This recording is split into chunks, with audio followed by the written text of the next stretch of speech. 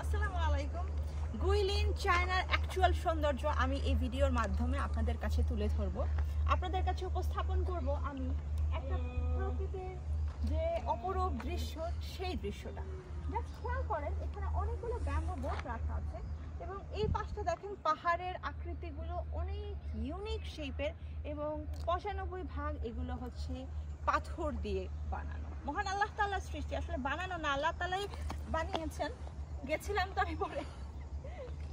আচ্ছা যাই হোক, পানি হচ্ছে লাই রিভারে এত স্বচ্ছ পানি, এরকম স্বচ্ছ নদীর পানি আসলে কি দেখতে ভালো লাগে। ঠিক তেমনি ভাবে আপনি যখন এই নদীর উপর দিয়ে ব্যাম্বু বোটে করে ঘুরে বেড়াবেন অথবা শিপ জার্নি নিয়ে নেবেন, আপনার কাছে অতুলনীয় কিছু মুহূর্ত মনে হবে, নিজের জীবনে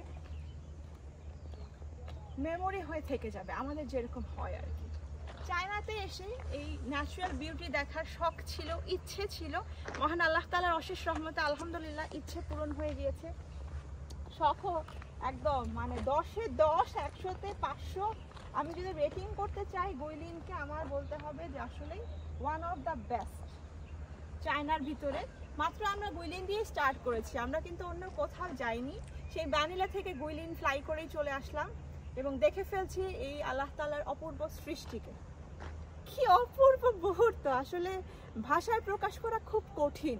একদম আমি যেরকম র ন্যাচারাল ভিডিও করি, ইনস্ট্যান্ট আপনাদের সাথে কথা বলি, আমার মত প্রকাশ করি, আমার যে উচ্ছ্বাস, আমার যে মানে ভালো লাগা, সেগুলো আমি ব্যক্ত করার একটা আপ্রাণ চেষ্টা চালাই।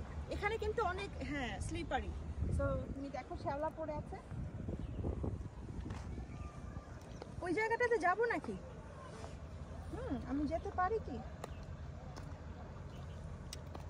না? এখানে যাওয়াটা ঠিক হবে না, পানি আছে, ভিজে যাব।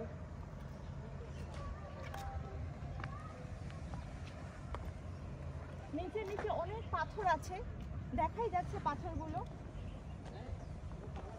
হায়,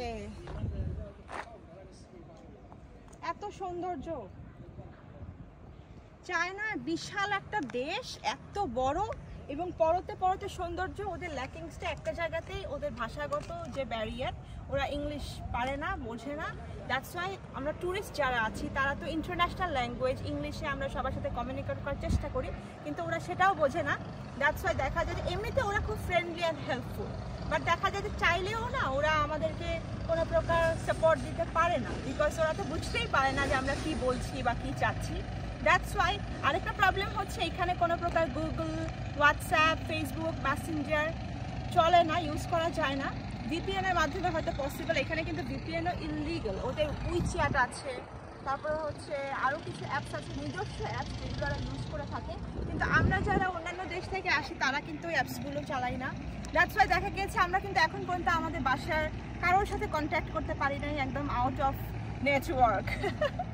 এনিওয়ে, বাট আমরা আমাদের সময়গুলো উপভোগ করছি চায়নার গুইলিনে। আপনারাও চলে আসবেন। আর থাকবেন কোথায়? রেজা অ্যান্ড আলমস ডায়েরির সাথে ভিডিওগুলো প্রচুর শেয়ার করবেন, লাভ রিয়াক্ট দিবেন আর আমাদের জন্য দোয়া রাখবেন। আল্লাহ হাফিজ।